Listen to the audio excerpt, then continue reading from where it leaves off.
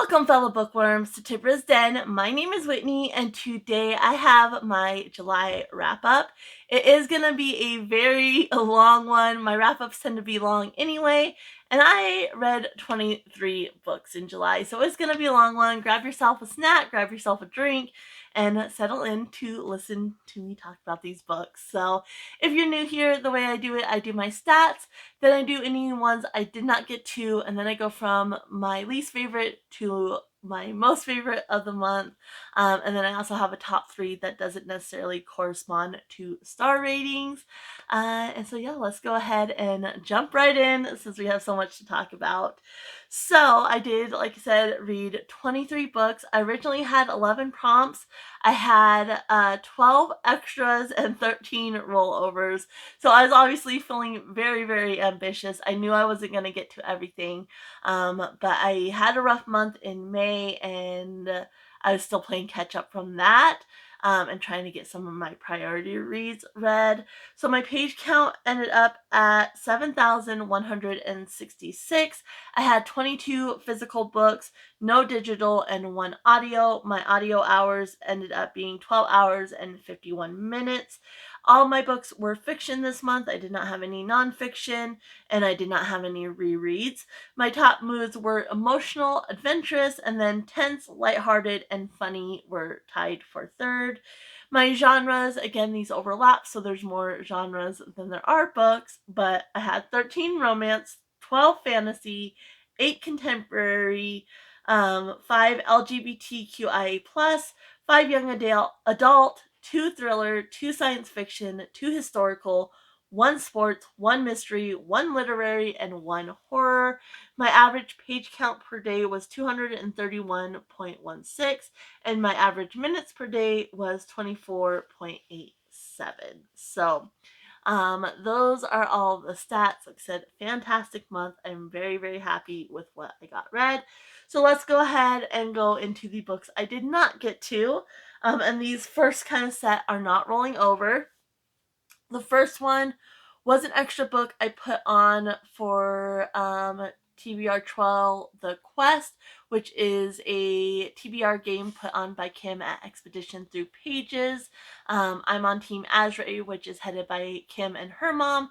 And then there's the Centaurs, which is headed by Amy at ASAR Reads and her mom. It was a lot of fun. And so this first one, I think it was like a random generator type thing. And this is the book that came up, so obviously it was a low priority because I wasn't already planning on reading it. And that's The Tiger and the Wolf by Adrian Tchaikovsky. This is one my husband had gotten me several years ago. When I did my 24 Days of Bookmas, the one year I had him and my sister-in-law just choose me books from the thrift store, and this was one of those. I'm very interested in reading it, but obviously wasn't a priority this month. And as much as I wanted to get all the points for my team, this one I just did not have time, especially it's kind of chunky. I think it's like 500 and something pages, almost 600 pages. So very chunky, and I just did not have time to get to it. But I got all the other points for my team, so this is the only points lost. But this will just be going back on my shelf for a different time. Then let's see here. I did do a contemporary romance reading vlog.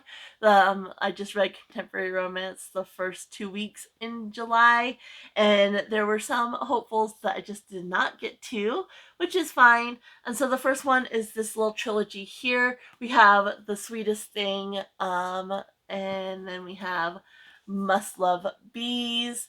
And then the last one is the one I actually originally found, and it was at a thrift store, and that's Honey Be Mine. These are all by Sasha Summer. And so yeah, I just thought they would be cute and fun for July if I had time to read them, but like I said, I obviously did not. So these are just going to go back on my shelf probably next summer. Hopefully I can get to them then, because they look and sound really cute. They have a bunch of recipes and such in the back as well, which is fun. So those are just going to go back on the shelf. The other two I'm very, very interested in getting, but I'm kind of over the contemporary romance for the moment. I did get the first one in this series read, and then, like I said, these two, like, I was just hoping I would have time. And there's actually, the fourth book comes out in January. So the first book is When in Rome, and then we have Practice Makes Perfect and Beg, Borrow, or Steal. And I don't remember what the fourth one is called, but I'll insert it here. Something about dreams. And yeah, I loved the first one in the series, and so I'm really highly interested in these ones. But like I said, I'm kind of over the contemporary romance at the moment. Like, I was just really in the mood, which is why I did the 2 weeks just reading them. But I enjoyed the first one, and I'm very interested in these ones. But for now, they're just gonna go back on my shelf until I have some extra time and I can read them, or the mood strikes me again. So there's those two. The next three have been rolling over. Some of these are from May, and then some of them are from June. I think these first three are all from May. And these ones I still plan on reading. They're all priorities, and I just don't want to read them in August or September. Well, one of them I do want to read in September. This first one was originally for book talk pick, and so that one is Nightbane by Alex Astor. This is the second book following Lightlark, and these Lightlark and this one I got for Christmas, and so I want to prioritize any books I get as gifts. But I haven't been able to get to it the last couple months, and I don't feel like reading it in August. If I have time, I probably will, but it's going to go on my September TBR because September is my birthday month, and I pick my books for that. I still have to have a TBR, but I just choose books I'm really excited about. And this one, the first one, I didn't love. I didn't think the writing was all that great, but I had a great time. It was very entertaining. The writing wasn't great. There was plot holes and errors and such, but I had a really great time, and I'm really looking forward to reading this one. And so, yeah, it's not rolling over right now, but it will eventually go on September's TBR. So then let's see here. This one is a priority read, and it was originally for Rumpelstiltskin Fairy Tale Retelling, and that's In the Lives of Puppets by T.J. Klune. I got this when it first came out, which was back in 2023, so I've had it for 2 years and still haven't read it, so I put it on my priority TBR this year. And so this one, I just feel like it giving me more autumn vibes in general. And so instead of trying to force it, I'm just going to try to get it on either my October or my November TBR. So this one, like I said, not rolling it over right now, but it will be on a TBR very soon. So. Next was a free choice for one of my games. Been rolling over. This is also one of my picks for Adventures in Aldea, which is put on by G at Book Roast. It kind of goes along with the Aurelium readathons, which happen, in April and September. But the Adventures in Aldea is year long. And this one was to read a mystery, and this type of book generally isn't my favorite genre. I still obviously want to read it. It does sound interesting to me, but again, I just don't feel like forcing it, and I definitely don't want to read it for my birthday month. So this one I'm going to get on to either October or November as well. So those all are not rolling over for the moment. These next set, so when I did my August TBR, because I was so far behind, I decided if any of the books I had on my July TBR worked for a prompt, that I would just put it on for August. Try to get it off my July TBR, focus on other things, and get it on my August TBR. And so all these books, that's kind of what happened with them. There's one that was a rollover, one that was originally on my July TBR game.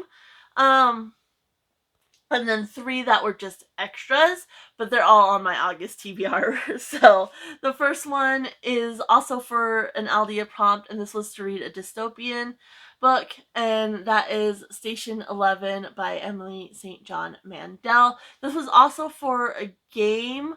I can't remember if it was an unusable disc or a character.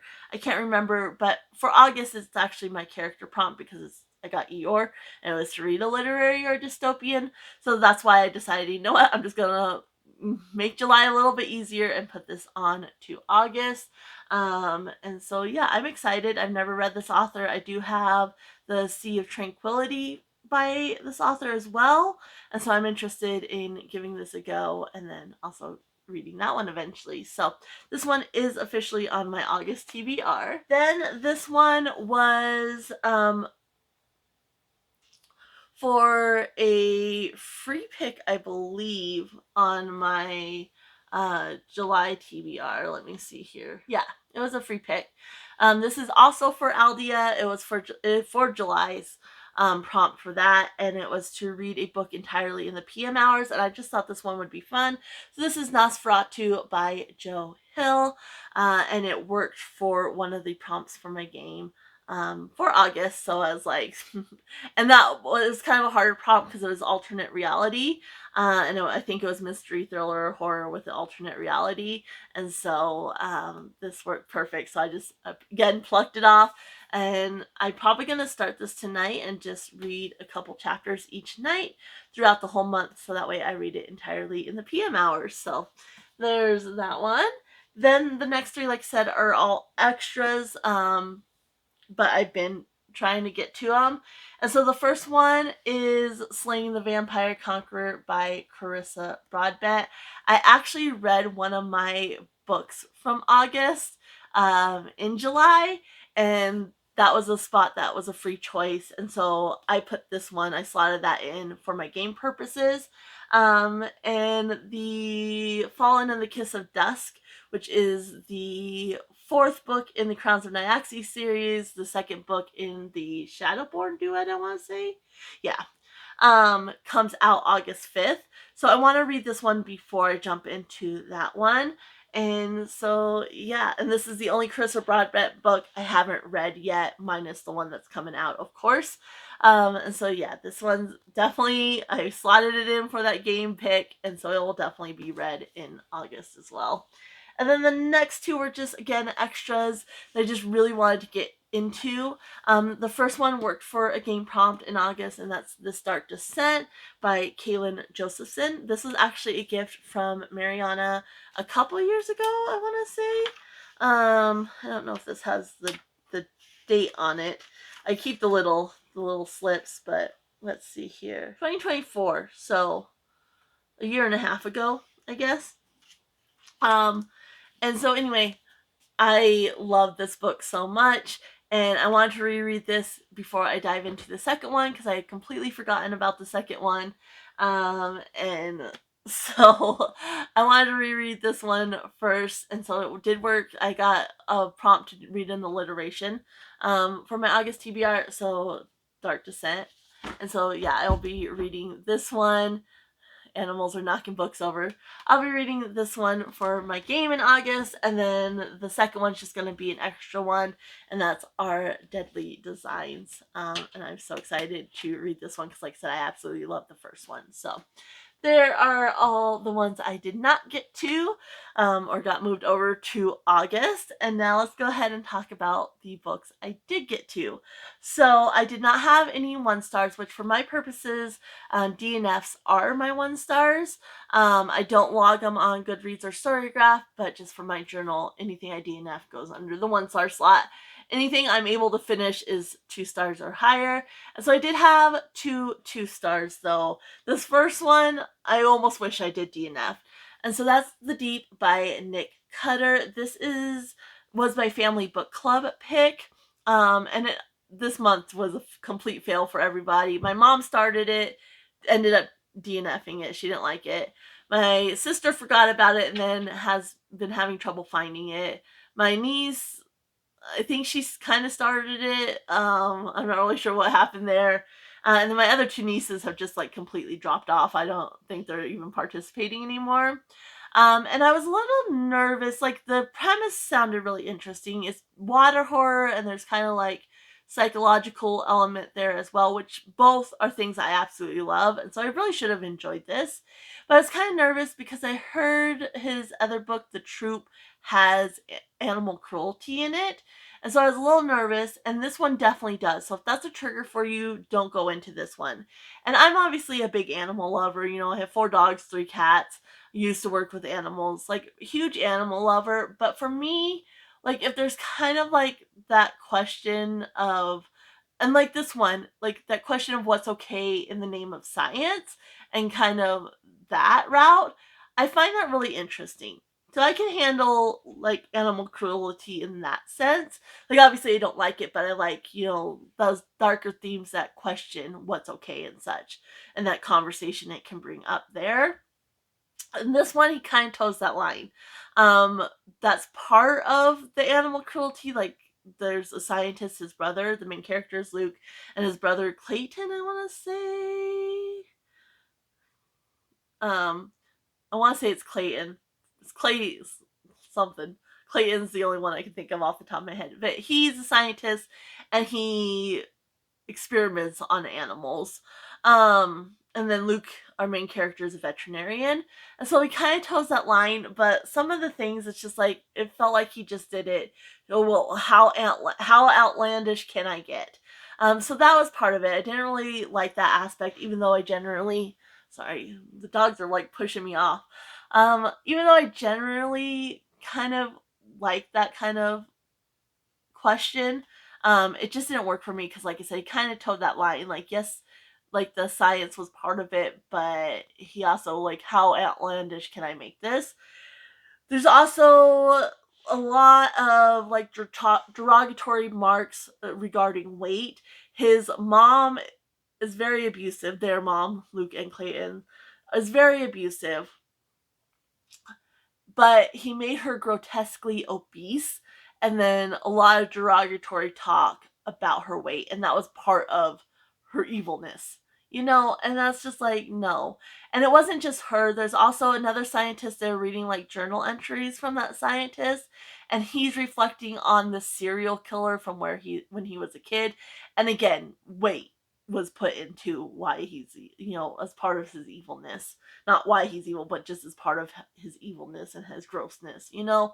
And so that was a big ick. There's also just some weird sexual things thrown in from his mom, on top of her just being abusive in general. And it's just like he tried to do too much, and like, how outlandish, how ridiculous can I get, you know? How much ick and gross can I put in here? And it was just too much. And there's also like, he uses a lot of like, the way the characters talk are a lot of like kids sing-songy things, or like referencing phrases, kid sing-songy rhymes and such. Songs, like at one point they're trying to like help their mind, and they're singing Wheels on the Bus. It's like, you are grown men, you're a scientist and a veterinarian, and you're singing Wheels on the Bus.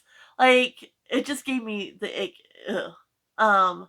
So there's, you know, just weird things. You have the water horror, like that's what I was in it for, you know, and like the psychological mind games, like, is this in my mind or is this really happening? I love that. And you just like, there's so many flashbacks and memories and such. You just didn't get a lot of that, or it like was very choppy. And so you had him and his, you know, remembering and flashbacks to his mom, him and flashbacks with to his brother when they were kids, and then flashbacks to weird things when he was a kid. And then he also lost his son when his son was 6. It's been 7 years now, but when his son was 6, his son went missing. And so flashbacks to that. And like the weird things when he was a kid and his son, you're like, how does this even tie in? Like, I could see, like, as far as like the psychological, you know, dwelling on losing his son and dwelling on the abuse he experienced with his mother and such. But like the weird things, it's like, okay, like if this is related to this specific phenomenon, why are you weird things happening to you when you're a child, you know? And it does tie back around along with his like son and such. It ties back around in the end, but yeah, it just wasn't it for me. And they're down at the bottom of the Mariana Trench, and like they're kind of isolated. They're kind of stuck down there. And yeah, I should have just did a lot more than I did with the water horror and that psychological element, but it was rough to read. And then the ending, like I kept going, like all the disgusting stuff, like just done for like shock value and whatnot. Like I kept going because I was still interested in the premise. Like I don't even know if I told you, I just started chatting and ranting. But basically in this book you have the gets, which the it's this disease where people start forgetting, and first they just forget little things, and then they start forgetting the bigger things, and then pretty soon like their body forgets how to breathe and how to keep their heart beating and things like that, so they end up dying. And down at the bottom of the Mariana Trench they found this substance called, they're calling it ambrosia, which can heal, not just this disease but other diseases as well. So 3 scientists end up going down there, Luke's brother being one of them, to try to get this ambrosia and like research it a little bit. And they lose communications with the scientists that are down there. But the last communication they got was Luke's brother saying, Lucas, come. And so they bring Lucas in and send him down with the Navy sub operator. And so she takes him down. So it's him and her, and then his brother and one other scientist. One of the other scientists, something happened to him. So it's those 4, and they're in this thing, and then there's a dog, LB, who's in there as well, which I liked LB's character, and I was not happy what happened to them. So yeah, it was just really frustrating because, like I said, like it's just he tried to do too much, and there was just like all these flashbacks and like weirdness from his childhood. Which I'm like, if it's about the ambrosia and like how that's affecting the mind and how being underwater, like cut off from air and light and such, is affecting your mind, like why are all these weird things with his childhood? And then like I said, the ending was just not satisfying. Like, yeah, it kind of tied in the weird things from his childhood and his son and such, but like the explanation for what this ambrosia in was just kind of bleh. So anyway, that got 2 stars, rant over. And but I mean, like I said, on the surface it should have been really good, but that's definitely not an author that I plan on ever picking up anything from again. And then my other 2-star was a rollover. So this was a series pick from June. Normally I just read the first book or whatever book I'm on, but in this case I wanted to binge read the series, and that's the Elixir trilogy by Hilary Duff. I did do a review video on this, so if you want more in-depth thoughts, I'm just going to kind of skim the surface on this since I did that video. So if you want more in-depth thoughts on it, go check out that video. I'll leave it linked down below. But the third one is True, and this one I again gave 2 stars. This one, it just kind of went off the rails. Like, it was different from the first 2 as far as like the premise and such. And there was a lot of drama and a lot of angst. And like the relationship between the characters are supposed to be so close, and it wasn't there. And it didn't answer any plot holes from the first 2, which is what I was really looking for. And none of them were well written, but at least the first 2 were entertaining and I liked them. This had like one moment where I was kind of entertained and interested, but the rest of it is like there's so much drama between the characters, and it was just kind of frustrating and a letdown to the series as a whole. But like I said, if you want more of my thoughts on it, go check out that video. So there is that one. Then we had, let's see, 5 3-stars. So the first one was a little bit frustrating as well. This was the 3rd in the series. It was a rollover. It was also a free choice for either, like I said, May. I think it was May. This one was supposed to be read in May, and it was a free choice on my series pool. 3rd book in the Scholomance series, and that's the Golden Enclaves by Naomi Novik. I was so frustrated by this one. And I know like some of the problems I had with this one were present in the other ones. I think I gave the other ones 4 stars each. Like she kind of gets long-winded sometimes and kind of goes off. The characters, like Elle is kind of insufferable. And you also have, what is his name? Her her love interest. I'm having trouble thinking of his name right now. Orion's. So Orion's kind of the golden boy. Elle's, very prickly and kind of the outcast. Um, and kind of long-winded. Like, the characters are a little bit insufferable. But I really like the first two because the first two are set in the School of Mance, which is this school for wizards, or magic users, because there's these monsters that are basically attracted to the mana that magic users use. And when the kids hit puberty, their mana, like their power, amps up, and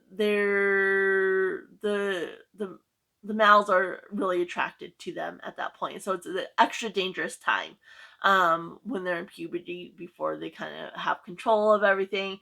And so they built the school, but the school is dangerous as well because the males are still attracted to the school.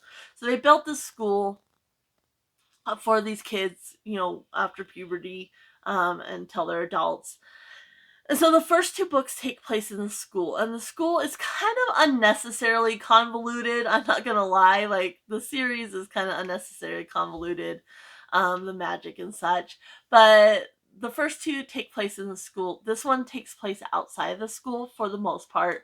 The school still plays a part in it.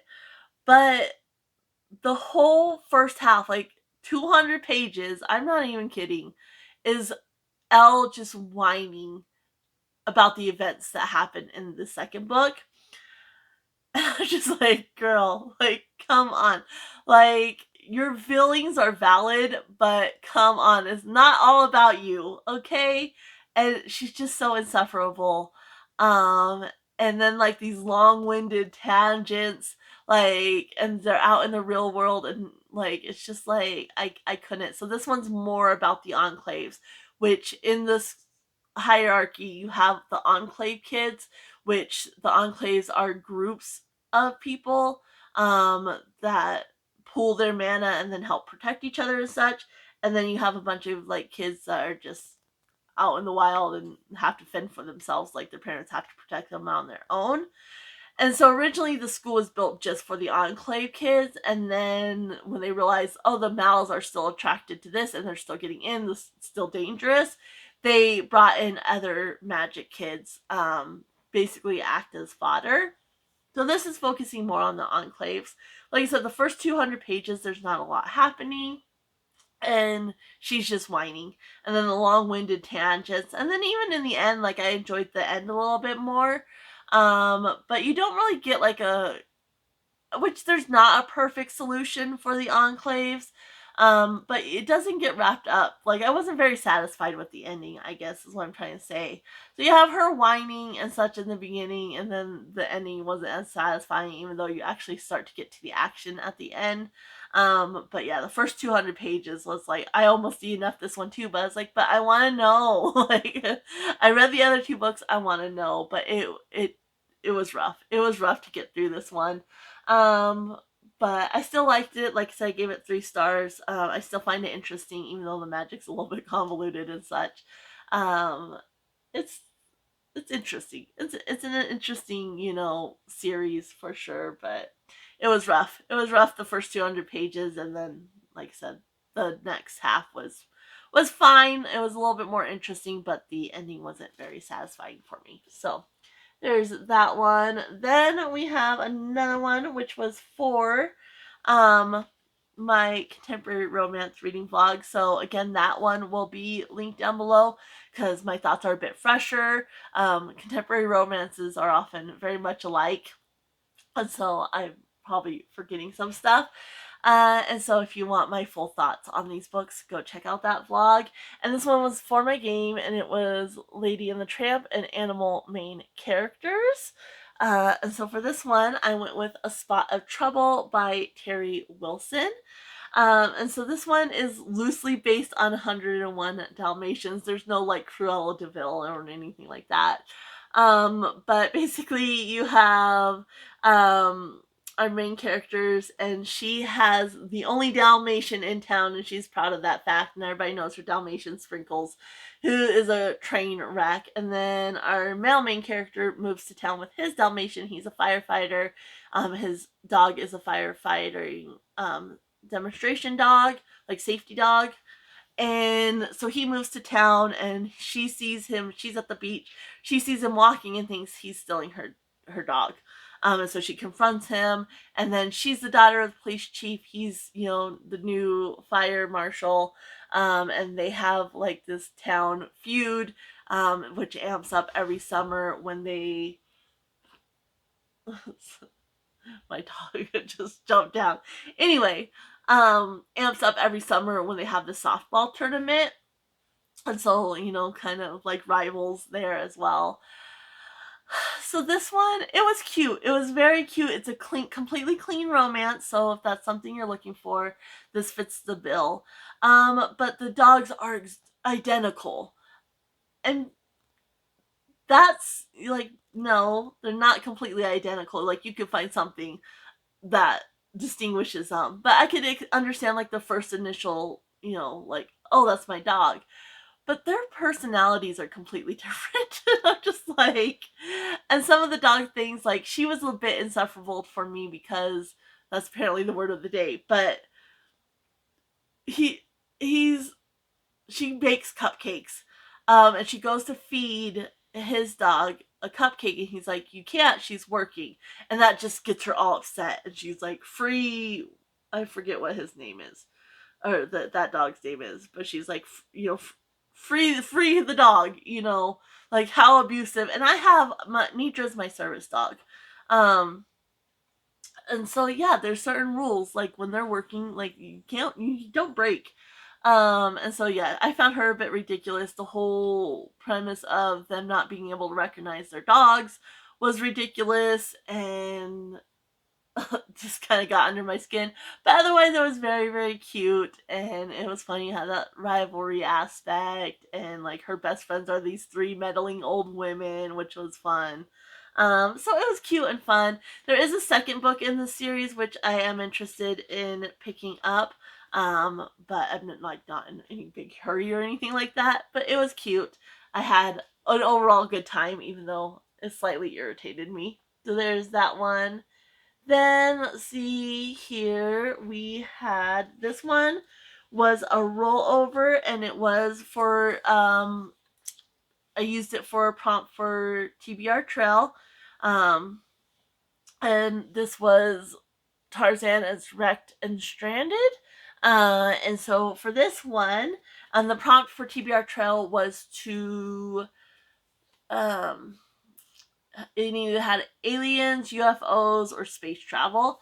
And so I went with Barbarian's Heart by Ruby Dixon. This is the 9th book in the Ice Planet Barbarian. And again, like I said, the word of the video, insufferable. Insufferable. So I love the Ice Planet Barbarian books. They're just fun. There are darker themes, but for the most part, it's pretty lighthearted.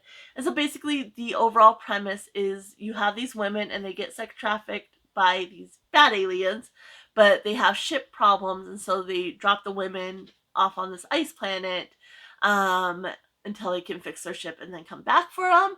And then you have these blue alien dudes. There are some women in their tribe, but for the most part, it's just they have very few women. And so they save these women, and to survive on this planet, they have this this Kui, which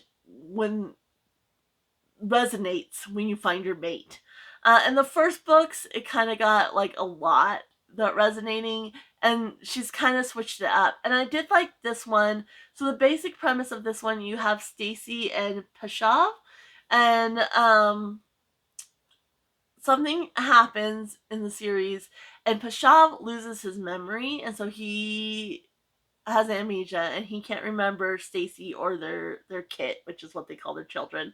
He can't remember them at all. And so I kind of like that premise because they've already resonated. So you once they have mated and they made their baby, that's the whole purpose. Like, the queen wants that baby. So once they've done that, like, they still have the resonance, but it kind of dies down. And so they've already been mated, and so I kind of like that this one was a little bit different because they were already mates, and she remembers, but he doesn't, and so they're having to figure stuff out. But again, she was insufferable. Like, making it all about her, and so, again, your feelings are valid. Your feelings are valid, but come on. And what made me even madder was other members of the tribe are blaming him. And at first, yes. Like, at first, he's avoiding her because every time he's near her, she starts crying. And she's an emotional girl, and there's nothing wrong with that. But, like, it's like, come on, you gotta work with him. And so at first, yeah, he's trying to avoid her because every time he's near her, she starts crying. And then he realized, like, oh, you don't have a mate that does these things that normally your mate does for you, and you have a kit and such. So he's like, okay, well, I'm your mate, even though I don't remember you. Like, I'm your mate, so I'm going to take care of you, and I'm going to do this stuff. And so he does step up, and it's like, he can't remember, like, and she gets upset, like, they'll have an interaction, and, oh, it's not the old Pasham, and she gets all upset, and it's like, dude, he doesn't have his memories, and instead of just getting upset and then distancing yourself, why don't you talk to him and say, hey, like, because he's starting to put in the effort, and the more you get into it, the more effort he's putting in, and he's, obviously still attracted to her and such, but it's like, instead of just getting upset and then distancing yourself, why don't you say, hey, like, I liked it when you did this before, like, or, like, but no, she's just, ugh. And so, yeah, I did not like Stacy. Like, she was making me mad. And the other members of the tribe telling him he needs to try harder. No, she needs to try harder. Like, her feelings are valid, but she needs to try harder. Like, instead of just pushing him away. And then it gets a little better at the end, except she tells him, like, she doesn't want to have intimacy with him until they kind of figure things out. And so he respects that. And she gets mad and upset with him because he respects that. And so he's not doing, the things that in that aspect, even though she wants him to. He's not doing that because she told him, she set her boundary, and he's respecting that. And, he's not sleeping in the same place as her because she didn't want that. And I'm just like, girl, you told him. And at the end, she's like, I'm so stupid. And I'm like, yes, you are. Like, come on. So anyway, like, I still had a great time. Like, these are fun, great reads. Like, if you just want something to turn off your brain, these fit the bill. And it didn't have as much spice as some of the other ones. Like, it had a couple scenes, but not as much as the other ones. And it was more about them building that relationship, which I did appreciate if she hadn't been so frustrating. So there's that one. Then let's see here. Then we have the other one. So this was just a partial read. I don't even remember how many, like 130 pages left, I want to say. And so this was the second book in the Elixir trilogy, Devoted. And this one, there was things I liked about it. Again, you had plot holes, and I don't think I told you what the series was actually about, but like I said, I did that whole review, so if you really want to know. But basically, there's this elixir of life, and so they're trying to figure that out, what this elixir of life is. And there's these two groups that are after them. And then you have her and her soulmate, Sage, and then Ben, who plays a big part in this, and then you have Raina, who's her, Clea is the main character, and is her best friend. But the angst and the drama, again, between two of the characters, well, actually, yeah, three of the characters, because you have Clea and Ben, there's a lot of angst there in this one, because of events, and then kind of the jealousy and pettiness in the relationship with her and Sage didn't feel real to them being soulmates and such. So again, just like unnecessary drama. Like, the premise of the story is still really interesting. It was really engaging, really fun, but kind of that petty drama and angst was just like unnecessary. We don't need that, and you're weakening their relationship. They're supposed to be soulmates, and they're supposed to be really close friends, and you have all this petty drama. Like, no. So that's that. But like I said, if you really want to know my full thoughts, go check out that video. I do just general thoughts, and then I go into spoiler territory for a while. So then the last one for my 3 stars. This one was another one for TBR Trail, and it was just to read a hardcover. And it was also for my game, and it was Mother Nature Threat, which this one worked perfect for. I recently hauled this. It's a new release, and I was happy to get it read right away. And that's Wild Dark Shore by Charlotte McConaghy. This one... So I read Once There Were Wolves by this author, and I think I gave that one 3 stars as well. I really liked like the ecological element and like the climate change aspect. Are you going? You went down? She doesn't know what she's doing. Don't knock the books over. Okay. You do you, Freezy. Yeah, you do you. Anyway, back to this. So I like that ecological element, climate change. So in this one, you have this father and his 3 children, and they live on this island, and it's the last seed bank left on Earth, I believe. But because of climate change and such, the island is slowly eroding away, and sea levels are rising, which is covering the island as well. And so they're the last ones. Like, he was hired as like a caretaker, and all the scientists that were on this island have left, and he's the last one. And there's supposed to be a ship coming in like 6-8 weeks, something like that, and they're gonna take some of the seeds. And this woman washes up on shore during this really bad storm. And so they take care of her, get her well, but she's trapped on this island with them. And there's a mystery as far as why she's there. And then the father and the children are also hiding something. And so you're going back and forth, like it's his viewpoint and then her viewpoint.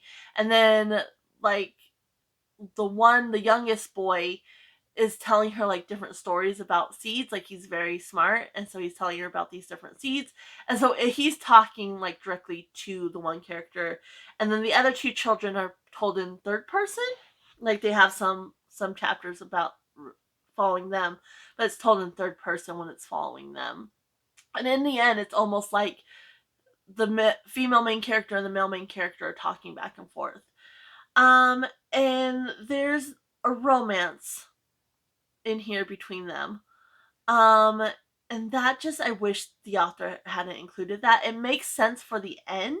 And I almost gave this 4 stars, and then because I really like the setting and the vibes of it, and then the ecological element. I really like that.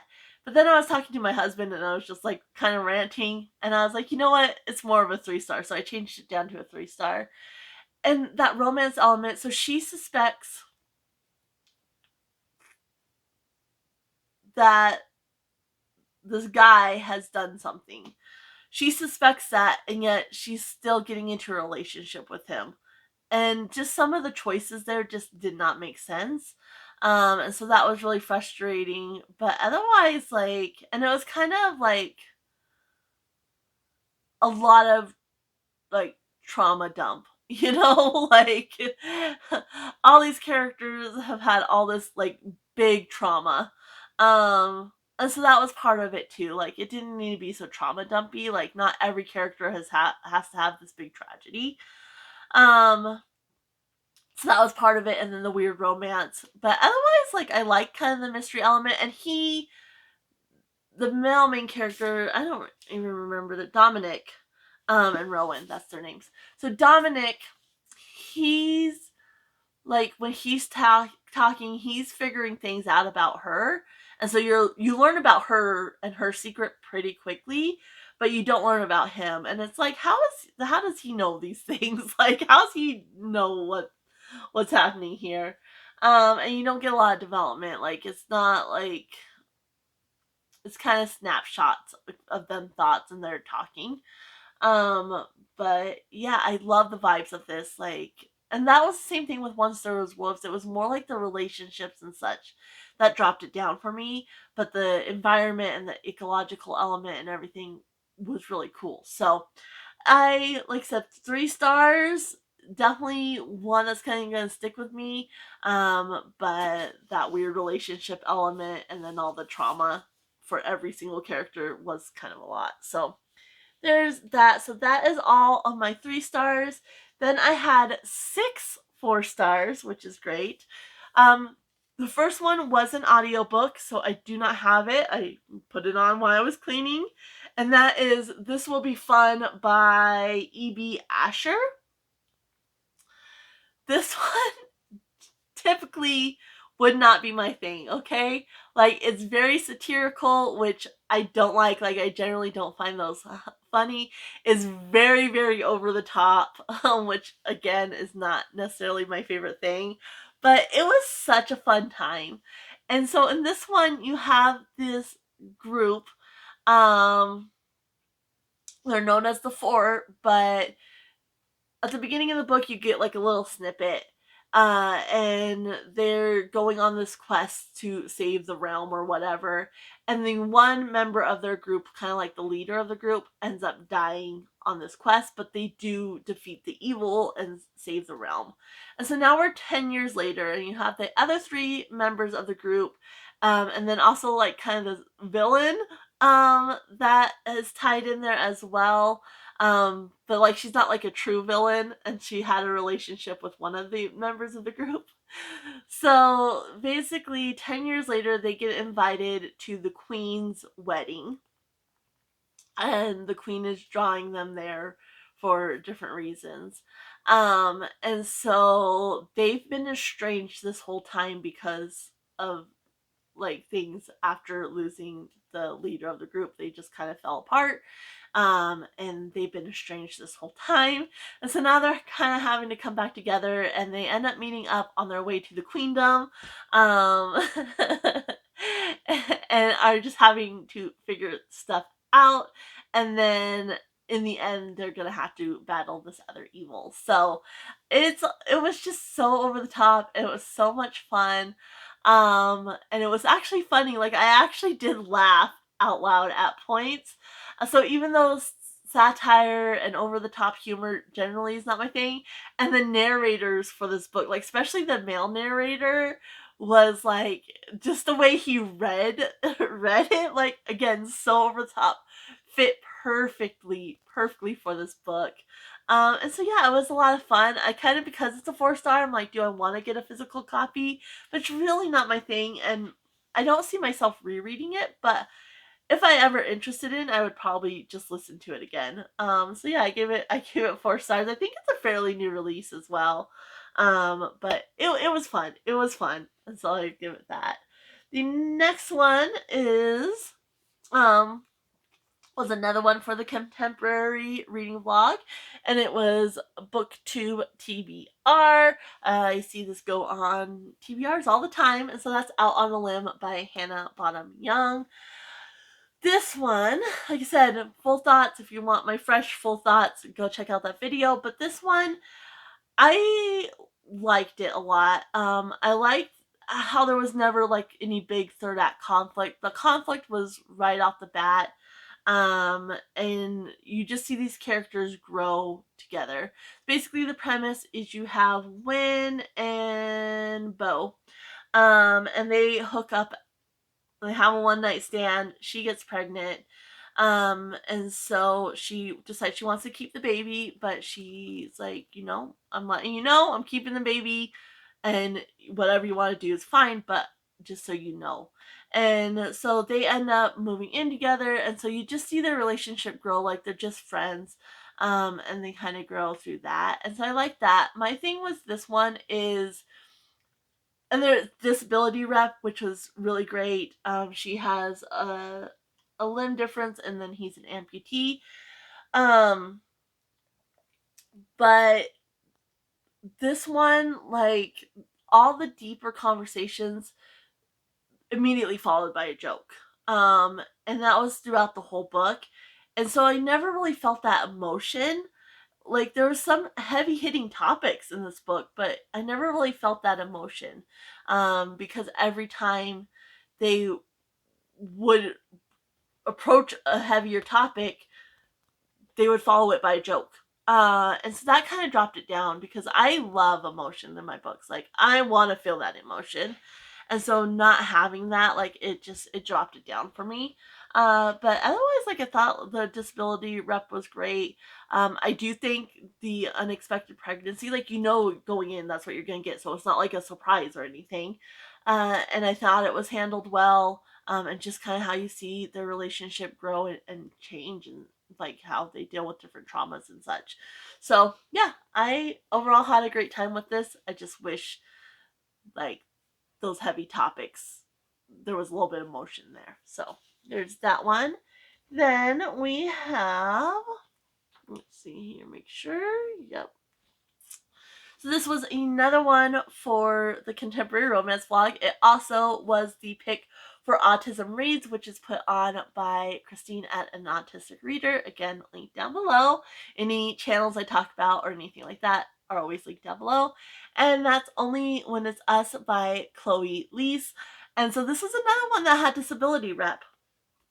And so our main guy writer is deaf. And he's recently deaf, so or hard of hearing.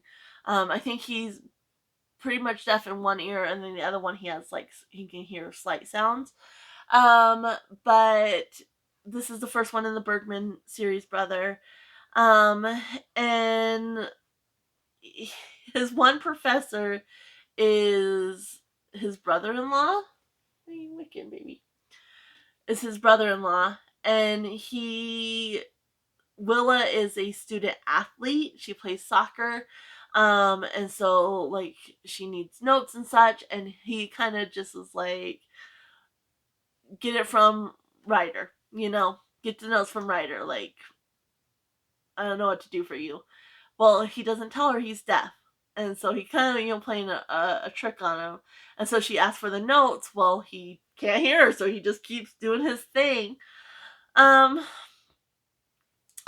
so that's kind of how the relation starts. And so it's kind of like a frenemies situation. And again, that's what dropped it down. This one at least had the emotion, because again, heavier hitting topics.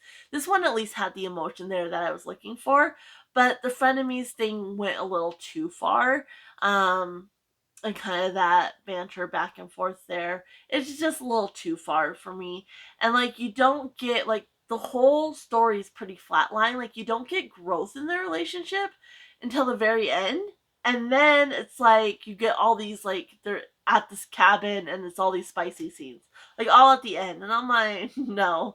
Like, and I don't mind slow burn, anything like that, clean romance, like, closed door, like, I don't care. But, like, there's nothing, like, very flat, just frenemies, flat, and then at the very end, and so that's kind of dropped it down for me, the frenemies, and then just kind of like nothing, and then all these spicy scenes, like, right at once. Like, no, I don't need that. So anyway, I just wish the pacing was a little bit better and such, and the frenemies, she hadn't gone so hard there.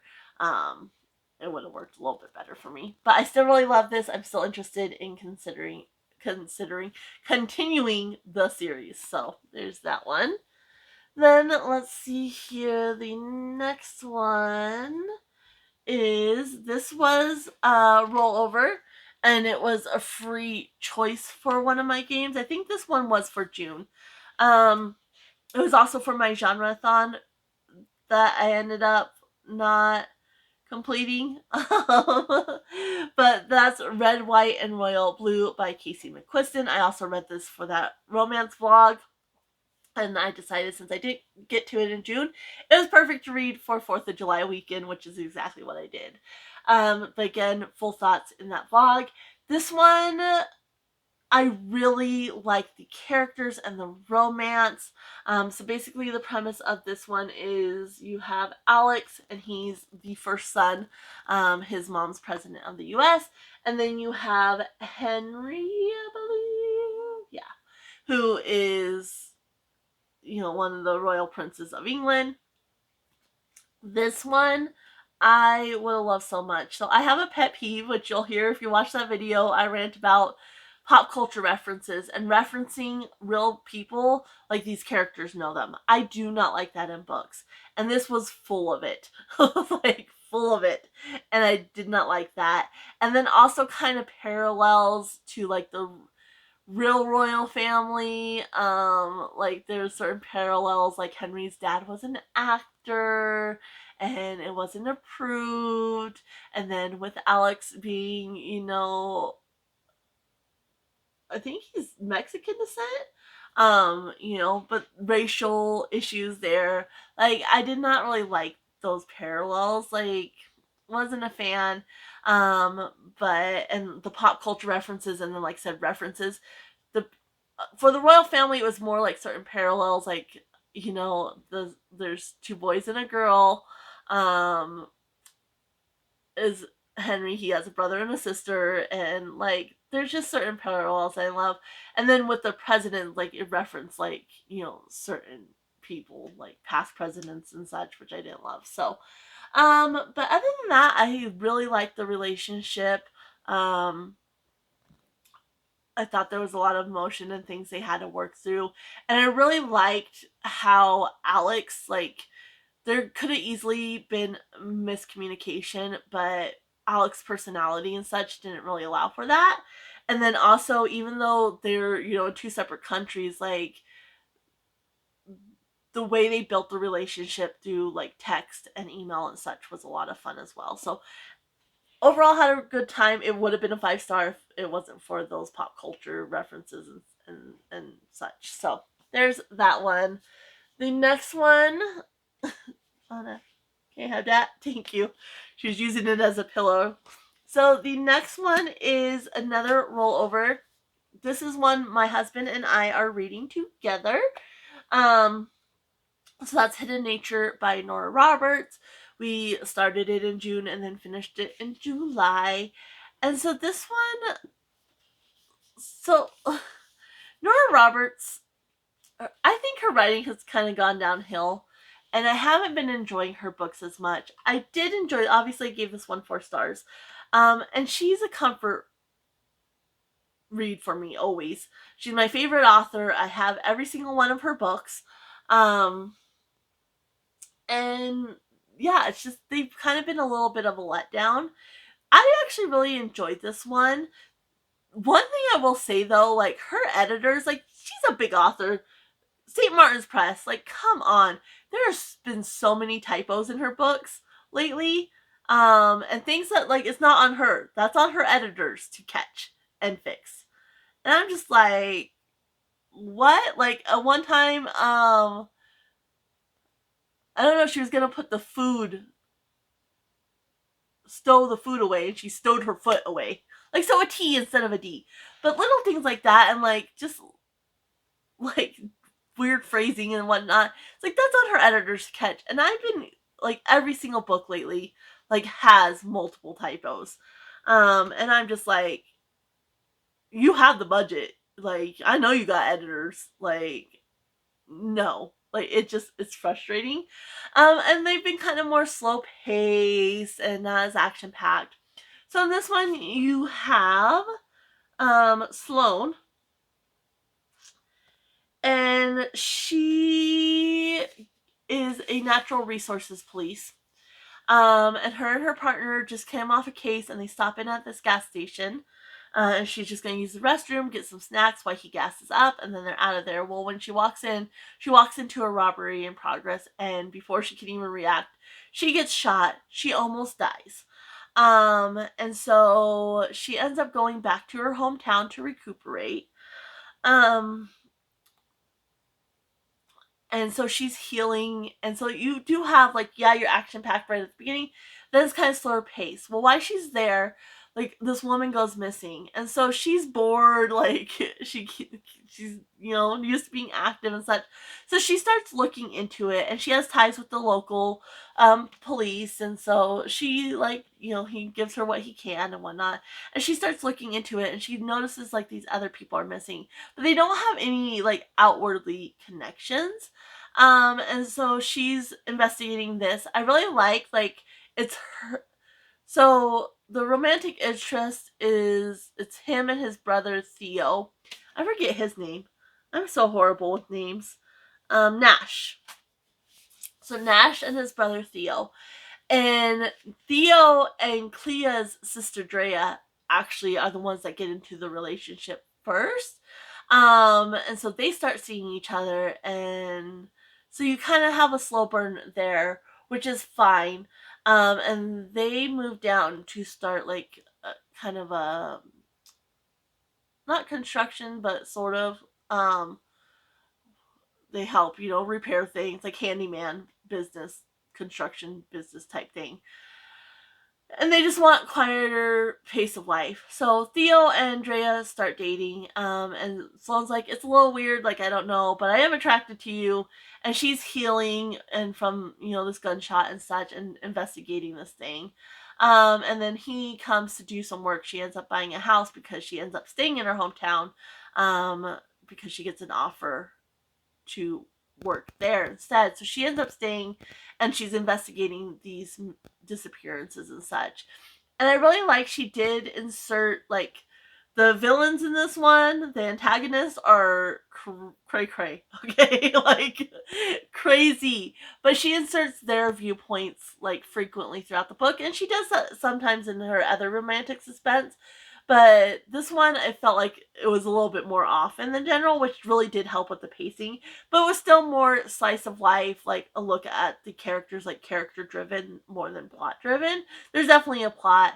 And so, yeah, it's just her back in her hometown, healing, and then investigating these cases, and trying to figure out what's going on there. And of course, she ends up being a target as well, because that's typically what happens. And then, her relationship with Nash is more on the tail end of the book. But yeah, I mean, it wasn't bad, other than all those little typos and such, but it's definitely more slow paced than what she used to do. But this one I have enjoyed more than some of her other new releases, so I overall had a great time with this. My husband was kind of mad, but he doesn't really like a look at the character's slice of life. Like, that's not his favorite thing. But we had a good time reading it, and I told him, like, because we've just been reading her new releases, and I don't think her works as quality as it used to be. So I told him we're gonna go back and read some of my favorites, and then we'll still read her new releases. But in the meantime, we're gonna read some of my favorites. So next up, we're gonna read Three Fates, because that's one of my favorites, and it's definitely more action packed. So there's that one, and then the last 4-star, I believe. Yep. This one was a rollover, I think from May, and it was I Can Read ABC book. I got the letter L, so I picked the London Seance Society by Sarah Penner. This is also one of my priority reads for the year, so I was glad to finally get it read. And plus, I want to read the newest release by this author, The Malfi Curse. So now I can do that because I read this one. So this one, I was looking more for the ghosty, spooky seance vibes. Like Victorian seance, like spooky. That's what I was looking for. You don't get that really. It's definitely more of a murder mystery, with a little bit of, the seance, but you really don't get that till the end. And so in this one, you have Vaudeline and Lena.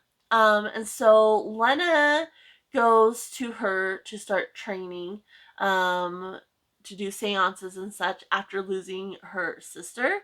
Her sister is murdered, and so she wants to contact her, and she's never believed in like the spiritual, spooky ghost things. Like, she's never believed that. But after her sister's murdered, she wants to contact her. And so her sister used to train. Her sister was really into that, and she used to train under Vadeline. So she goes to Paris to train with her. And so like you get one little seance, but she really doesn't dive into it. Like they get interrupted, and then it's like rushed, and so like you don't really get a scene with the seance. And Vadeline had left London, um, for reasons unknown. Like she's a big, seance performer and such, and so like she left London and she's never been back. Well, she gets contacted by the London Seance Society, and their head guy has died, and so they're pulling her in because they're basically fraudsters, and so they pull her in to see, but the whole time they're trying to discover who killed him, um and her sister, like that's part of it too. And they're kind of investigating the London Seance Society and like who's trustworthy, who's not, because the whole reason Baudelaire left is tied into like the fraudsters in the society and such. I didn't think the twists were all that like shocking or like revolutionary or anything like that. They were just kind of bleh, and then you didn't really get that ghosty vibes. Like at the end, and like you don't know, like is she a fraudster too? Like, because that's part of it. Like, yeah, if that's not like, because that was a big part of like you have the author's note at the end, and it's like, yeah, that was part of the Victorian era. Like people were really into that and such. So it's like if that's just the book, like it's just a historical element, and you're not really leaning into like the magical realism or the paranormal element, then that's fine. But you do get it at the end. And in the end, like Lena mentions, like she's had these little situations, but you don't get those. Like, she talks about a flash or whatever, but she doesn't really dive into that. And so I wish the author had leaned more into the paranormal aspect of this book, since she does go there in the end. So it's not just the historical element of the Victorian period, people being into spiritualism and such. Like she does go there in the end, and so it's like, why didn't you do that in the beginning? And then, like I said, kind of the twists and the reveals I didn't think were all that shocking. They were fun. Like it was fine. Like I liked the story. Like it was easy to read, easy to get into, but I just wanted more vibes. Like I wanted more of those paranormal vibes. Like I didn't mind that they weren't like big shocking reveals or anything like that. That I could, as long as I enjoy the story, like even if I see it coming a mile away, I'm happy. So yeah, it just kind of let me down a little bit as far as like the vibes go, but it was fun and I had a good time with it. So it was really, really easy to read, like super easy to read. So there's that one. Next we have 10 of my 5 stars. So 10 books were 5 stars. And so first up was another one for the contemporary romance reading vlog. This was for my character pick. I had gotten Rabbit, and this also worked for TBR Trail the Quest. I forget what this one. I think this was just a free choice actually. And so that's Mixed Signals by BK Borison. So this one is the third book in the Love Light Farm series. I've been reading them seasonally, so I just have the last book to go, which is for the autumn season. Autumn season. And so this one was for the summer season, and this one you have Layla and Caleb. And Layla owns the bake shop on Love Light Farms, and which is a Christmas tree farm that she runs with 2 of her friends. And so she runs a bake shop. Caleb, I was confused when I read the synopsis for this because it says he's a teacher. I was like, I thought he was a cop, which he was. He was originally a cop, and then he's too kind-hearted, so he gets fired, and then he is a substitute teacher for the summer. And so Layla's been having trouble. Like she's been dating guys, and she kind of makes it a rule not to date anybody from town. But she's been going on dates, and so she goes on this date, and basically the guy is horrible, and then he ends up kind of just dashing on her, makes her pay for the bill and such, well, she's at this place and Caleb's there for, I think, his brother's birthday or whatnot. And she had gotten a ride with the guy. He picked her up and then he ditched her. So she's kind of trapped and he's like, I'll take you home. And so he takes her home and Caleb's like the ultimate good guy. Like, he's the good guy. And he's had trouble with relationships. Like, he never gets past like the third or fourth date. And he's just like, he comes on a little strong. Like, he definitely wears his heart on his sleeve. And so he's like, why don't we date? Like, and so it's not quite fake dating. It sort of is, but not quite, because they're actually dating, but it's like no strings attached, no expectations. It's gonna have an expiration date.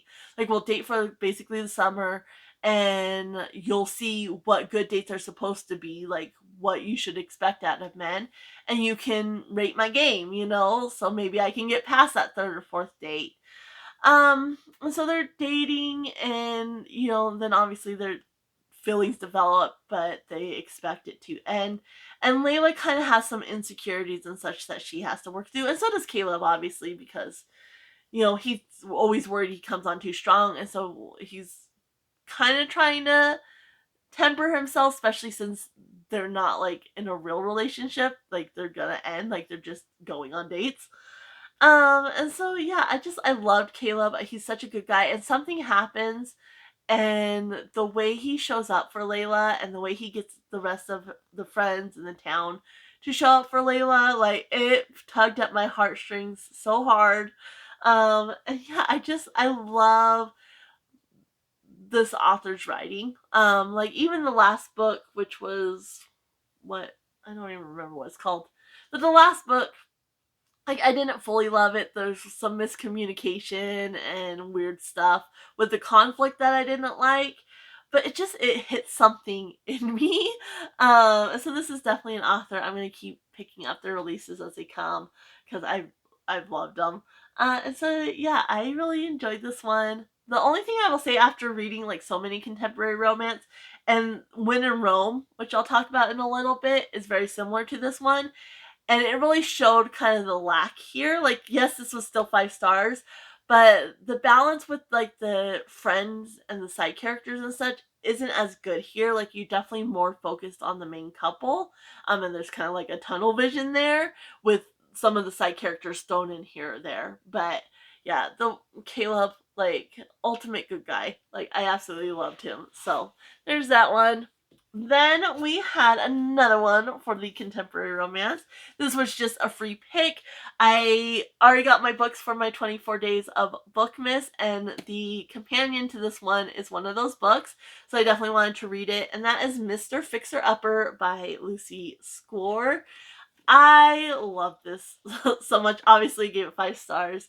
The premise of this one, you have Paige and Gannon. So Gannon and his sister are the lead, like the face of, not the face. What is my words? My words today. They have this show, so like they're the main people for the show, where they're renovating houses for people who are in need, who have given back to their community, but now they're in need in some way. And so they renovate these houses, and Paige is the field producer for that, I believe, is, is what she is. But anyway, regardless. So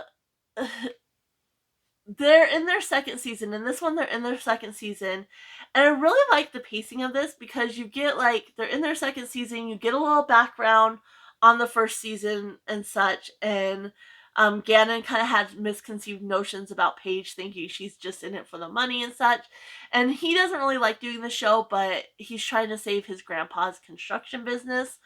His sister loves being in the limelight, but he doesn't really like it, but he's trying to make money to save his grandpa's construction business. Anyway, so you get a little background, but then different episodes of the show, but it's just kind of flying through them until you get like to the meat of the story. Something happens, and that kind of brings Gannon and Paige together.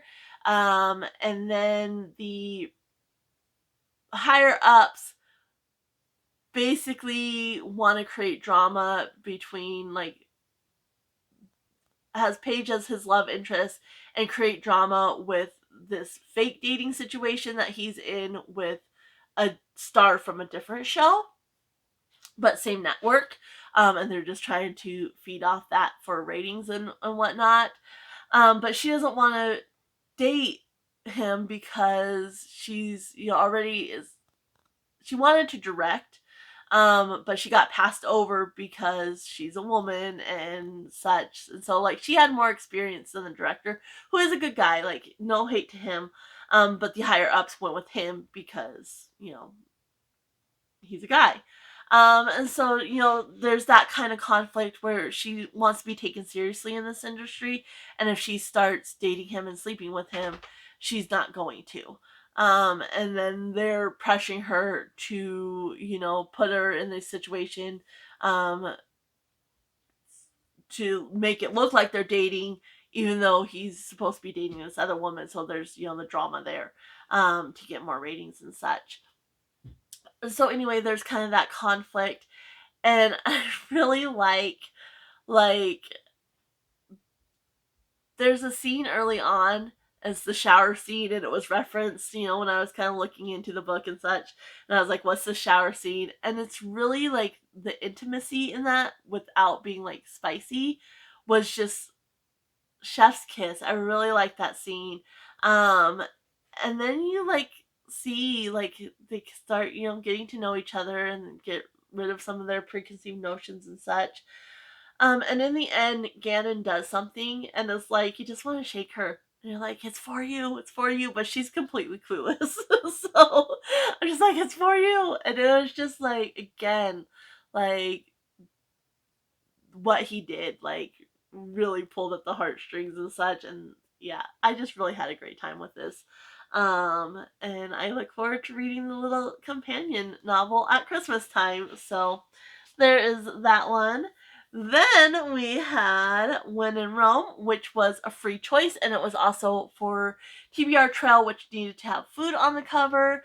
And this one, again, was for the contemporary romance, and that is, I think I already said it, When in Rome by Sarah Adams.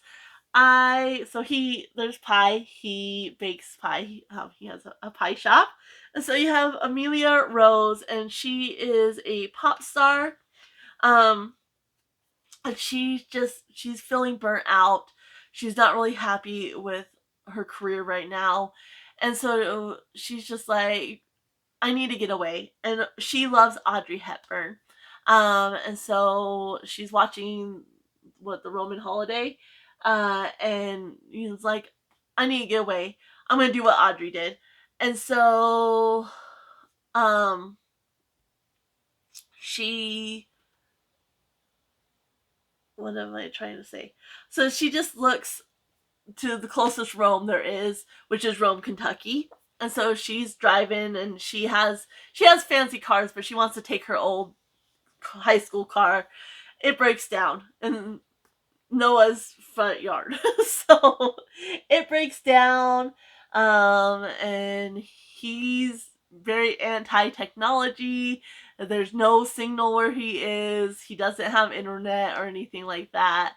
And so he calls the tow guy, and he's like, he'll be here in the morning. Um, and so she ends up staying with him, but her car's going to take so many weeks to get fixed. And he had a bad relationship where he moved to the city for a woman, and then it kind of fell apart, and he came back for his grandma. That's why he runs the pie shop, because it was grandma's. And had a bad relationship. It fell apart there. So he's very wary.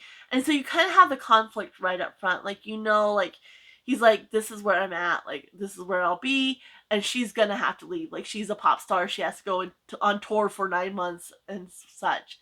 So the conflict right up the bat. And again, they're having to work through that. But you didn't have, like, the drama, because they know the conflict. They know what it is. And so it's right off the bat. and they just kind of have to figure out and deal with their own expectations and their own trauma and such. And yeah, it was just fun. I thought this one, again, really well balanced as far as like the characters, the side characters, like the family and such, and the town with the couple.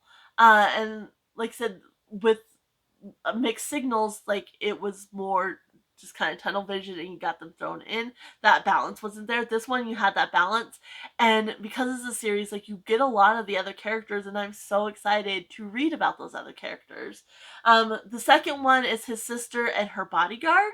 And you didn't really meet the bodyguard yet, but you get a lot of the sister, which I loved. So yeah, I absolutely adored this one. Like small town vibes were perfect. Noah, he's very grumpy, but he has a really kind heart. And he bakes pies, and I enjoyed this so much, and I'm really looking forward to getting to the rest of the series. Hopefully sooner rather than later, but we'll just have to see how the rest of this year goes. Next up, all the next books were really, really hard to decide what went where. So I would just say that, like, they're all pretty even kill. I loved all of these, but I did have to make choices. So this first one was my series poll, and it was also worked for my unusable disc because it was one unusable disc. This is the first book in the Six of Crows duology, fourth book in the Grishaverse, but it's a duology and it's first, so it worked. And so Six of Crows by Leigh Bardugo. This one was a lot darker than I was expecting. I did not expect this to be so dark. But basically, you have this group of 6. So you have a convict with a thirst for revenge, a sharpshooter who can't walk away from a wager, a runaway with a privileged path, a spy known as the Wraith, a heartrender using her magic to survive the slums, and a thief with a gift for unlikely escapes. And so you have this group, and they get hired to do this heist, which is basically impossible. They have to break into this very secure area and get somebody out of there. And so it's all about them. And, the leader there's the slums and the gang. And he's kind of trying to take down another like slumlord, take him down and like build up his gang essentially, and this is gonna go a long way to doing it. So even though it's highly dangerous, basically impossible, he's like, it's gonna go a long way. And so he pulls this group of 6 together, and they go to this place to break somebody out. And so, it's the different mechanics and such, the different relationships between the people. And it's, like I said, it's a lot darker. There's a lot of violence. What our leader went through, Kaz, what he went through is very, very dark. And he has trauma from it, and like they all have different traumas and such. And then you have like the Grisha magic that plays a part, and something going on there. I don't want to get into too much detail, but it's basically a heist book. And yeah, I love this. Like, I had such a great time. I really enjoyed the Shadow and Bone trilogy. Like, I had a really great time with that. This, though, I enjoyed way more. Like, as much as I love that. And I'm glad I did read that first, because you do know, like, the background on the Grisha and the different types of Grisha. And then, like, there is references to some characters from there. And, like, the big Civil War and such. So I'm glad I had that background going into this one. Like, yes, you can read this without reading the other one, but you will miss some things if you haven't read that one. Like I said, having that background on the Grisha really helped going into this one. But yeah, they have to like break into 2 different prisons and then break into like this vault, and like just all the moving parts. And I really like, and I've noticed this like with like the Throne of Glass series and such, I like when our group isn't infallible. Like, they have enough, like, skill and such that it makes sense for them to be doing what they're doing, and it makes sense for them to be a little bit cocky, but they're not infallible, and you see the mistakes and the things that go wrong and such. I really, really like that. So there is that one. And like I said, it was really hard to decide where all these ranked. Next up, we had one. So it was for, again, Kim's game, TBR Trail, and it was for a book you've been meaning to read for a long time. This one had 2 prompts to go with it because I landed on a black space and I had to pull 2 prompts, but I can just pick one book if it fulfills both. And so I had gotten a dog pick, which, you know, obviously makes that easy. This is The Fox and the Hound. And it had to have pink on the cover. I had gotten Piglet. And so this was The Undermining of Twyla and Frank by Megan Bannen. I read the first book, The Undertaking of Heart and Mercy. I've read it twice. I read it and then I reread it last year, hoping to get to this one, and I didn't. And I did just recently get the third one, The Undercutting of Rosie and Adam, when it came out this month. So I do have that one ready to go. I plan on reading it in September. And so yeah, this one, I say there's definitely there's still high stakes, but it was a little bit more funny and lighthearted, and not as deep as the first one. Like, the first one, you know, it kind of breaks your heart a little bit. This one is funny and cozy and lighthearted. And so you're following Twyla and Frank, and they're both older, which I loved. Especially Twyla, because she's postmenopausal, and she is just funny. Like, I just really enjoyed her. And I really liked, like, the relationship arc here, because they started off, they're both married, they're neighbors, their kids play together and such. Her husband dies, his wife leaves him, and they kind of started up a friendship there, and then they become working partners. And so at this point, like, they're already working partners, right? But you get that background, and so even though you're not necessarily following, like, you get kind of those memories and such, and it talks about it. And I really like you still see that growth even though it's them in the present. And so they're really close friends, and they've never been anything more. Frank, though, definitely is interested in Twyla, but she's never dated since her husband died. She's just, every time somebody asks her out, she says no. So he's thinking, like, she's still hung up on her husband, like, and she just doesn't want to date. So I'm gonna respect that, and I'm just gonna be there as a friend. And so they're in Tanria. So this whole world, basically, you have Tanria, and that's where the new gods imprison the old gods. And so it's kind of like this, surrounded by like this veil, and there's like different ports where you can get in there. And in the first book, there was like these drudges, which are basically reanimated corpses, souls from other people, like, reanimate the corpse and such. And so the first one, they're trying to figure that out. And this one, that's already taking place, so it's a lot safer now. Like, you don't have the drudges, right? And so things are kind of blah. Well, one of the marshals ends up dying, and they find this weird dragon print, and he's like covered in this weird substance, right? So they're trying to figure out, like, how he died, what's happening, and this whole time there's never been dragons in Tanria. They're extinct and whatnot. Well, there's dragons are back, and so they're trying to discover, like, what happened, and what's the deal with these dragons, why keeping things under wraps and whatnot. And there's something more nefarious going on. It has to deal with mining a certain substance and whatnot. And yeah, it was just so much fun. There's a cute little baby. The dragons are pink and fuzzy and cute. There's a cute little baby dragon That what's it called? Not imprint. Is it imprint? Anyway, it attaches itself to Frank, and that's just so adorable.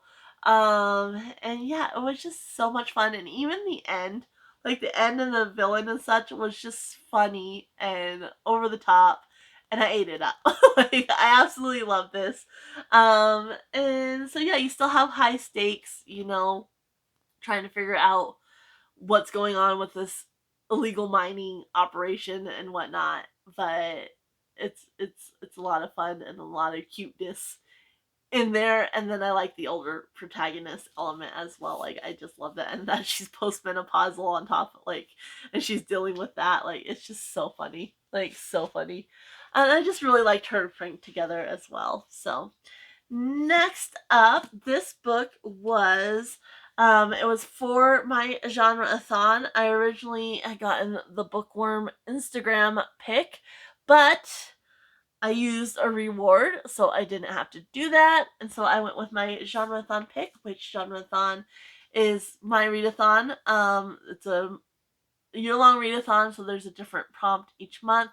And for July, it was to read a political fantasy or a book about a leader / country. And I went with political fantasy. This book I had hauled years ago, and it's just been sitting there. Definitely very interested in reading it, but a little bit chunkier looking. And so when I looked up political fantasies, it popped up. I was like, perfect. And that's Black Sun by Rebecca Roanhorse. I don't know why I slept on this so long. Like, I love this. I wasn't even halfway through, and I was like, I need the other ones. So I went on Pango. I got the other two in this trilogy, and hopefully they'll arrive tomorrow. Based on the tracking, they should, but you just never know. And yeah, I ate this up. It was a little bit harder to get into, which is why it's a little bit lower than the other books on this list.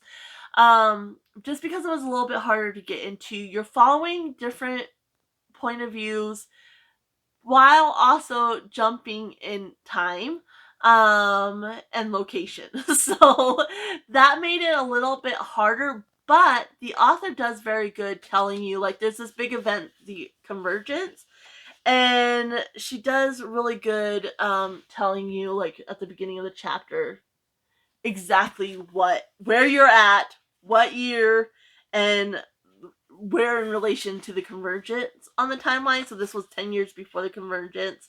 And most of it starts 20 days before the Convergence, and then you're kind of counting down, but then it does have some jumps, and like depending on the location, like you might be like 14 days before the Convergence in this one location, and then jump back to this other location with these other characters, and you're back to like 17 days before the Convergence, so you kind of go backwards.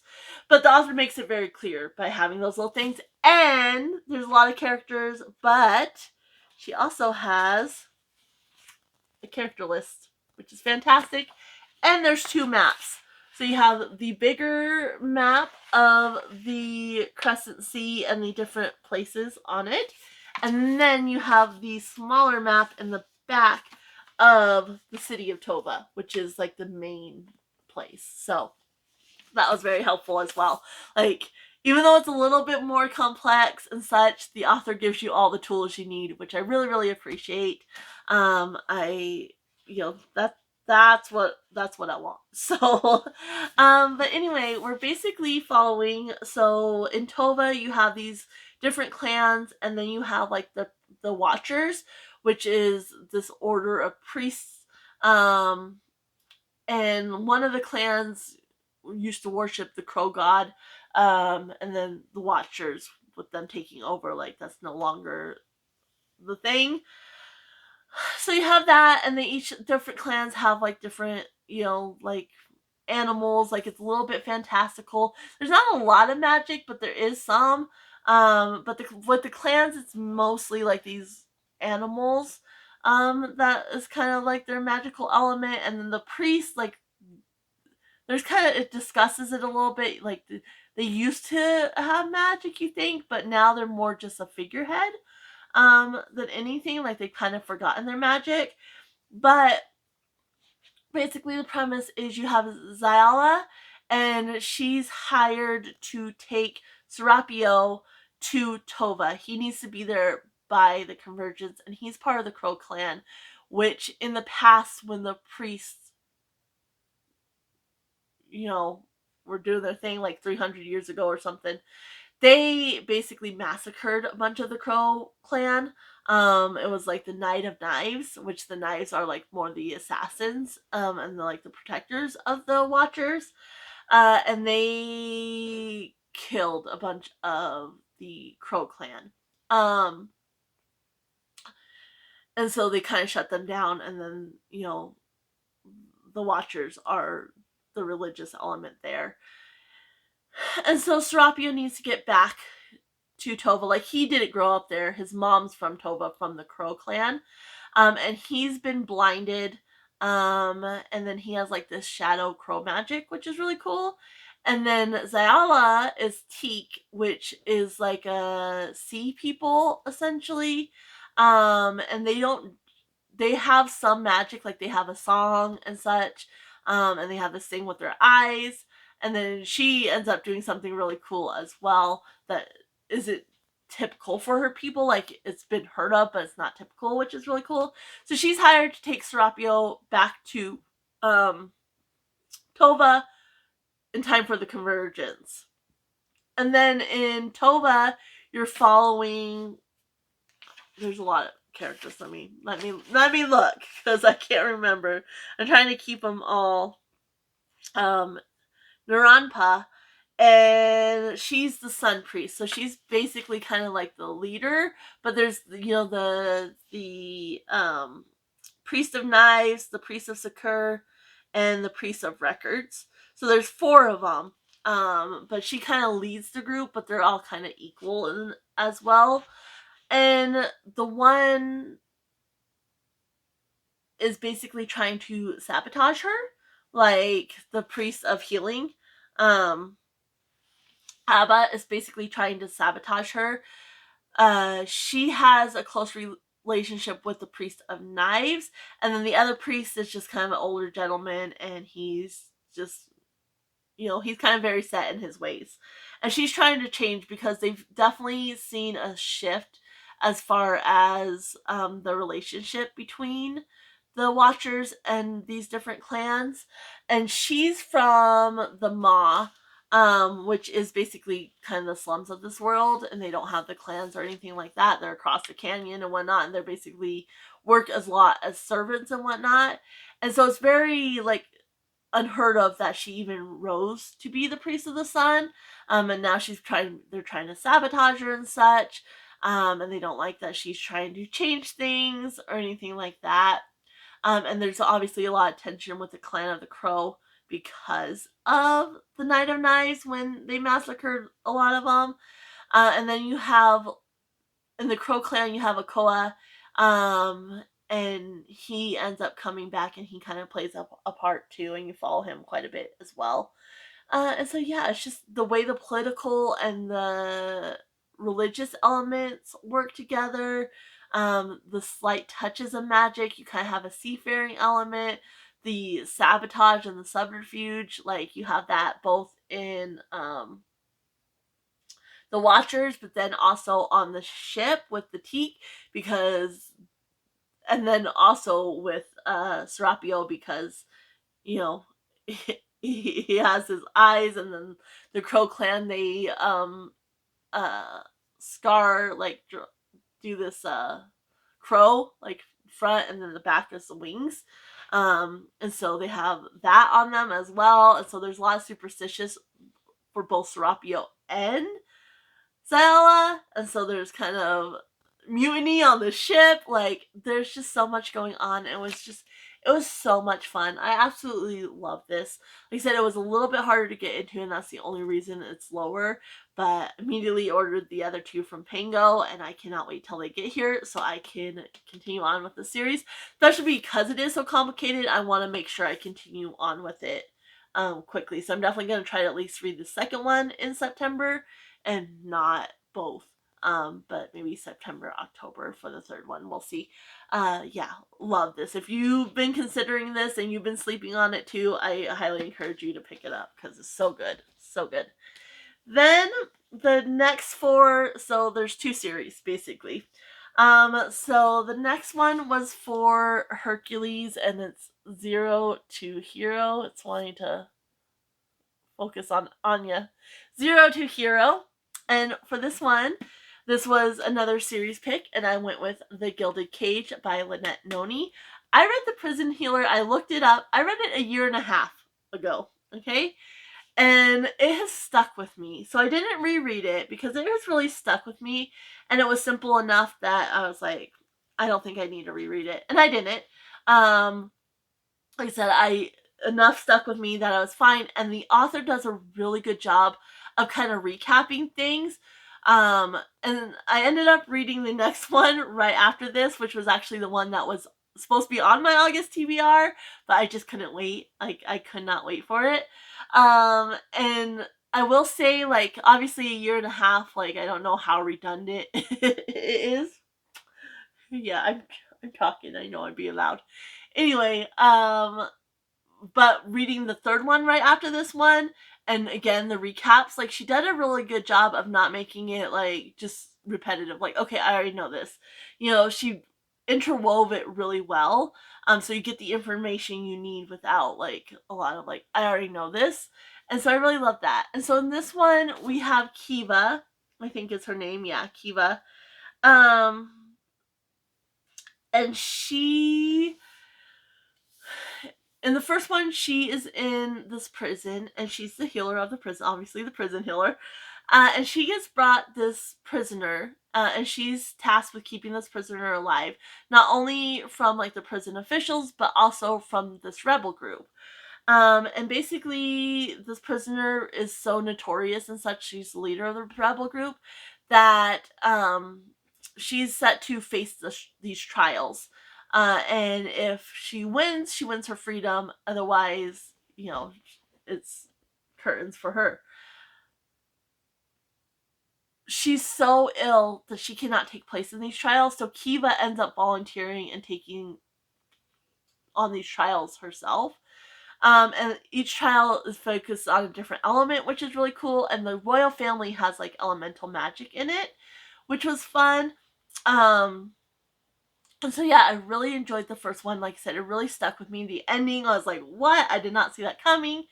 And then we get into this one. And so obviously I'm going to keep it spoiler light, but there's going to be a little bit of spoilers for the prison healer. And I guess you can, you know, guess from Zero to Hero. So she does complete the trials in the other book, and she gets out and she goes to the kingdom, the capital. Yeah, the capital. And she's with the royal family because she befriends, like, the royals are in attendance at these trials, and she kind of befriends them. And so you have, what is his name? I'm so horrible about, with names. But you have the prince, and you have his sister, and then there's also a younger prince. And Kiva has a younger boy, he's like 12 or something like that, from the prison as well, that she pulls out. And so him and the young prince, they make fast friends. Her and the older prince have a little bit of a romantic thing. And then you have the older sister as well, or I don't know if she's older. Yeah, she is, because that plays a part in it. So you have the older sister as well, the princess. And so she's at the palace, and she's kind of interesting in studying there's like a school for healers there. Sorry, I'm really struggling today. It's been a long video too, so I'm losing my train of thought. Anyway, so she's really been interested in studying at this healer school place. But she just doesn't think she can. And there's also the rebel group, and she also, now that she's out, she's reconnecting with her brother and her sister, and so that all plays a part, and she's kind of having to figure things out, like her feelings for the prince, and where she fits in her sister and her brother's life and everything like that. And yeah, I just really enjoyed this one. I really like, there's also a cousin of the prince who's also a prince, but you know, he's not heir to the throne. And I loved how the author did that because she's very close friends with the cousin, but she didn't make it into like this weird love triangle at all.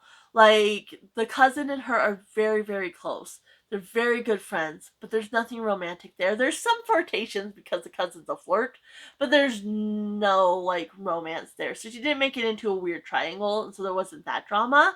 And the way the cousin, I forget names, but the way the cousin was there for her, again, pull on the heartstrings.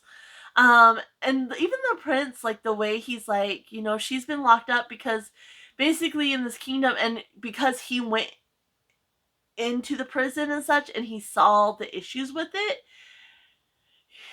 he's like we need to fix our laws, one, and two, like the way he is with her, and like he doesn't want to pressure her. She's been locked up, you know, since she was a child because she went into the prison with her father. And the way like he's just like, I want to give you your freedom, like I don't want to tie you like to anything and make all these rules and such, like just be smart and whatnot. Like it was just, I really liked him. And so yeah, I love this one.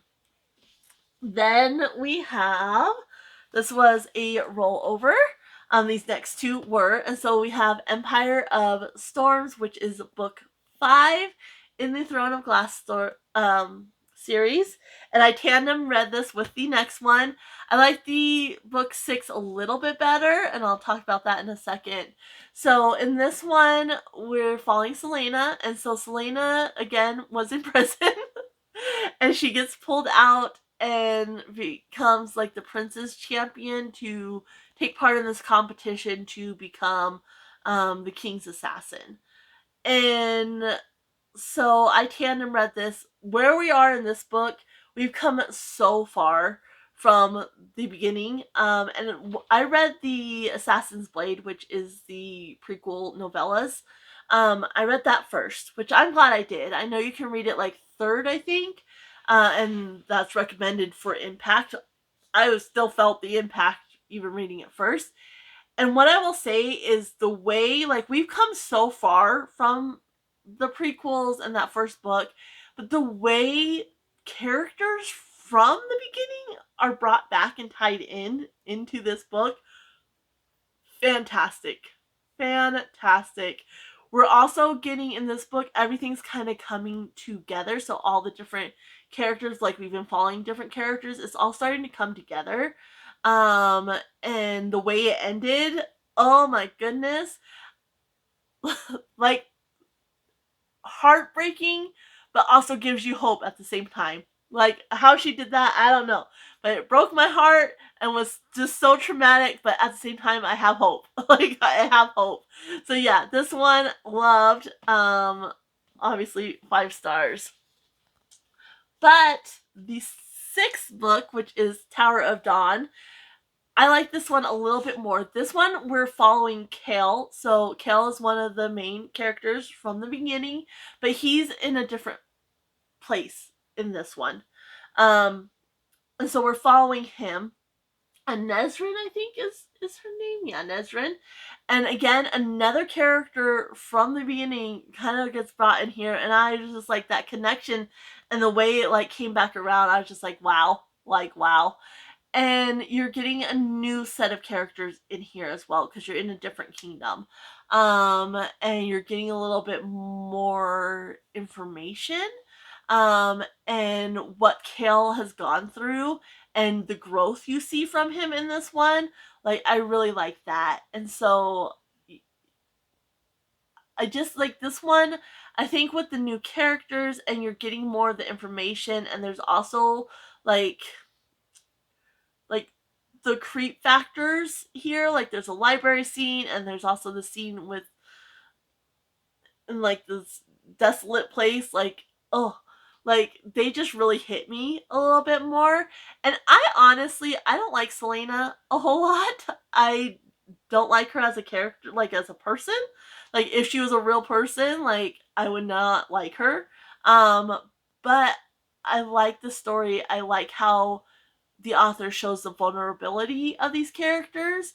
And I also like, again, they're not infallible. Like, they are tough and they have enough to kind of back up that cockiness, but they're not infallible. And I really like that. And you really see the vulnerability with the characters as well, like all of them.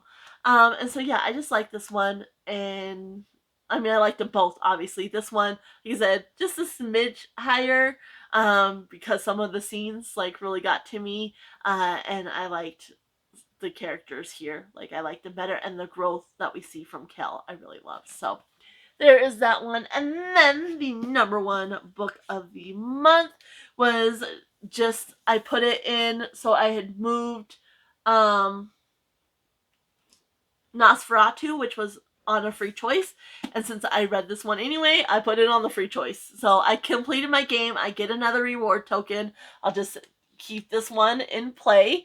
The one that I used, I'll just go right back to be in play. But this is The Blood Traitor by Lynette Noni again, the third book in the Prison Healer series. And this one, each book has had a twist. I will say the twists in this one weren't as hard hitting, but they were still there, which was good. But this one, the emotion in this one, like, oh my goodness, tug at my heart.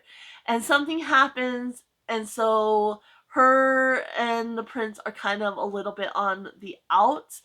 And I like that it just wasn't like, boom, fixed. Like, you see them kind of working and like working at it through the book.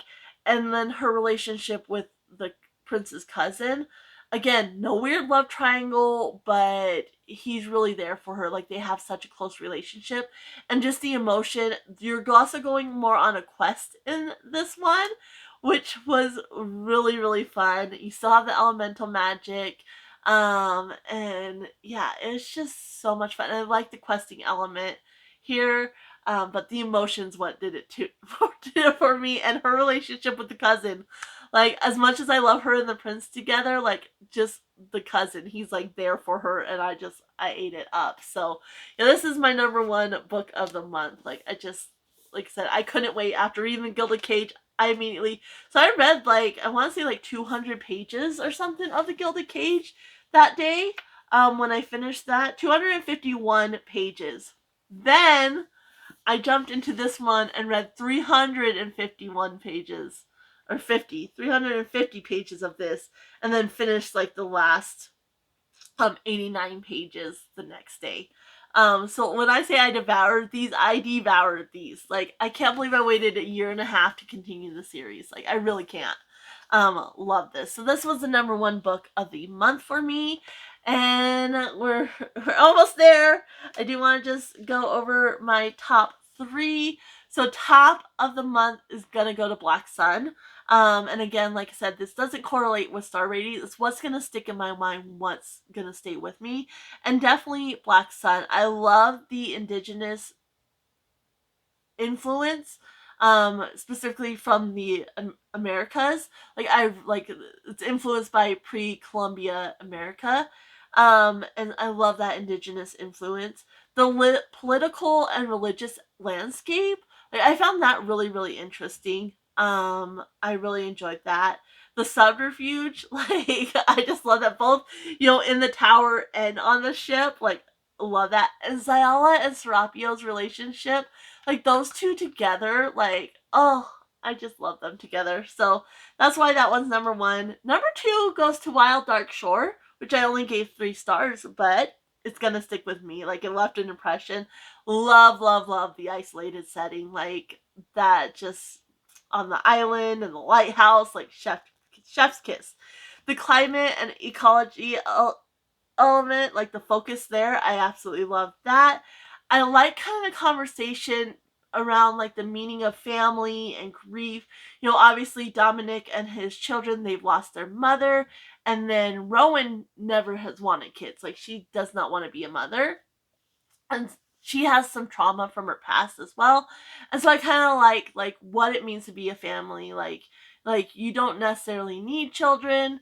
Like, her and her husband, like, they don't need children. And then with Dominic and such, like the loss of the mother and whatnot, and what it means to be a parent and everything like that, and then like the grief element as well, and the trauma, like there's trauma, so definitely a big trauma dump, which dropped it down a little bit, but I also like some of those conversations around that.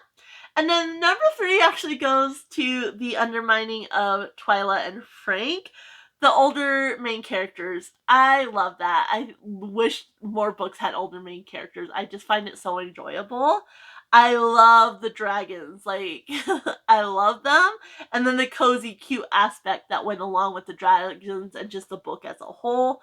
And then the relationship development. Like I said, Frank and Twyla, like you get kind of that backstory and such, and like the way their relationship has developed, and that true friendship and such. I really, really like that. So that is it. This, like I said, this was extra long because there were so many books I read.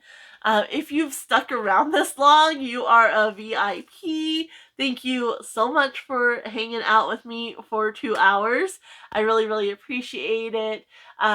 Please let me know if you've read any of these books, if you're interested in reading any of these books now that I've chatted on and on about them.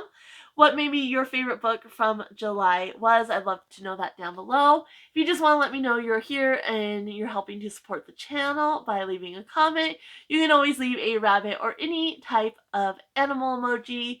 I'm going to go ahead and leave you guys here. Happy reading, everyone. Bye.